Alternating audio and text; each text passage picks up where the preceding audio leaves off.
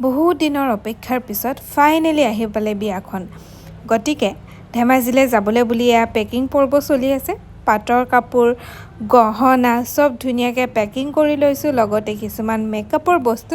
যিহেতু মই ভাবিছোঁ ইমান পইচা দি পিনেনো মেকআপ আৰ্টিষ্ট কিয় লওঁ, নিজে অলপ চলপ জানোৱেই যিহেতু নিজে মেকআপ কৰিম। ধুনীয়াকৈ পেকিং কৰি আছোঁ। কাইলৈ মৰ্ণিং আমি ওলাম ধেমাজিলৈ। মৰ্ণিং ওলাম বুলি কৈ আবেলি 3টামান বজাত ফাইনেলি আমি গুৱাহাটীৰ পৰা ওলাব লৈছোঁ। গোটেই গাড়ীখনত বস্তুৰে ভৰ্তি ভৰি থ'বলৈও জেগা নাই। ৰুমৰ পৰা আহিয়ে 6 মাইলতে মোৰ খোৱা আৰম্ভ হ'লেই নহয়। মই বোলো ইয়াতে মই চুইট কৰ্ণ খাই যাম। কিয় নাজানো গাড়ীত উঠা মাত্ৰকৈ মানে মোৰ কিবা কিবি খাওঁ খাওঁ লাগিয়ে থাকে ইটোৰ পিছত সিটো।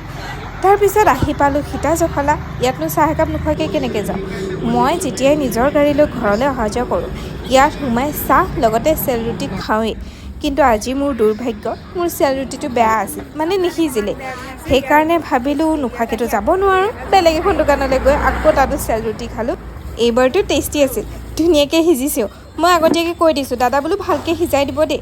সেইকাৰণে 2টা চেল ৰুটি খাই দিলোঁ। তাৰপিছত ইয়াৰ নমুনা দেখিছেনে, বিয়ালৈ আমাৰ লগতে আহিছে আৰু কাপোৰ এনেকৈ পিন্ধি অহা দেখি তাক চবেই জোকাই আছে আৰু সি এইবিলাক নৰ্তংকি কৰি আছে।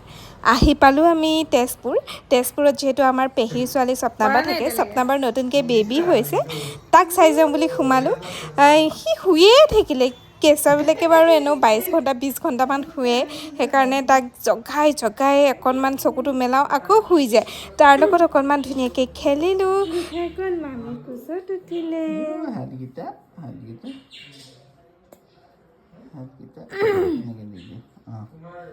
গুকাই মানে কোন মামী কোচত উঠিলে,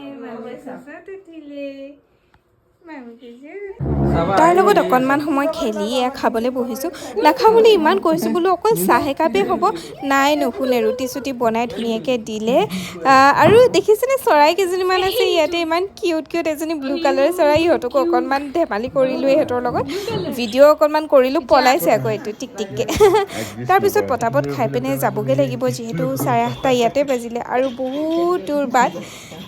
বাকী বিয়াত কি কৰোঁ আপোনালোকক ইয়াৰ পিছৰ ভিডিঅ'ত দেখুৱাই যাম, চাই যাব।